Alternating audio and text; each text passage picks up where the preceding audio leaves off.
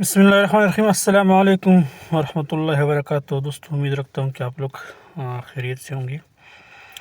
دوستوں میں آج حضرت عمر رضی اللہ تعالیٰ عنہ کے رضی اللہ تعالیٰ عنہ کا بیت المال سے وظیفہ اس کے بارے میں کہنا چاہتا ہوں، لیکن میری گزارش ہے کہ جس نے میرا یوٹیوب چینل کو سبسکرائبر نہیں کیا، برائے کرم میرا یوٹیوب چینل کو سبسکرائبر کرے اور بیل آئیکن کو دبائے تاکہ پورا ویڈیو آپ لوگوں کو مل سکے۔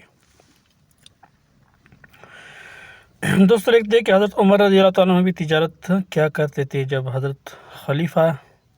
جب خلیفہ بنائے گئے تو بیت المال سے وظیفہ مقرر ہوا۔ مدینہ طیبہ میں لوگوں کو جمع فرما کر ارشاد فرمایا کہ میں تجارت کیا کرتا تھا، اب تم لوگوں نے اس میں مشغول کر دیا، اس لیے آپ گزارا کی کیا صورت ہو۔ لوگوں نے مختلف